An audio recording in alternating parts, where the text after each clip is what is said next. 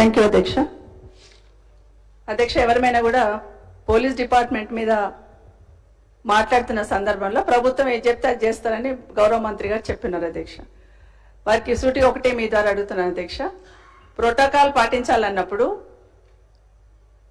ఓడిపోయిన క్యాండిడేట్లకి ఎస్కార్ట్ ఇచ్చి పంపిస్తున్నారు అధ్యక్ష.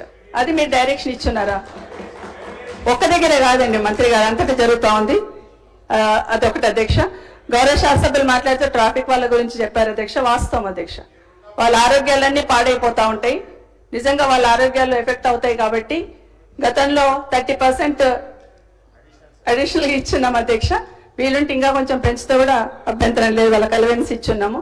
అట్లాగే అధ్యక్ష, ఇంకొకటి 2012 బ్యాచ్ ఎస్ఐలకు సంబంధించిన ప్రమోషన్ది మల్టీ జోన్ 1లో కొంచెం ప్రాబ్లం ఉంది అధ్యక్ష. ఇంకొంతమందికి ప్రమోషన్స్ ఇవ్వాలి.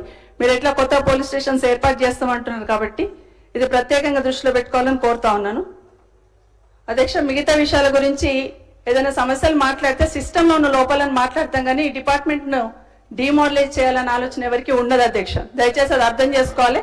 అది ఎత్తి చూపిస్తున్నామంటే ఖచ్చితంగా ప్రభుత్వ వైఫల్యం ఎత్తి చూపిస్తుంది తప్పిస్తే డిపార్ట్మెంట్ కానే కాదు అధ్యక్ష. ఒక్క నిమిషం అయిపోయింది అధ్యక్ష. మొన్న గచ్చిబౌలిలో ఒక సాఫ్ట్వేర్ ఇంజనీర్ మీద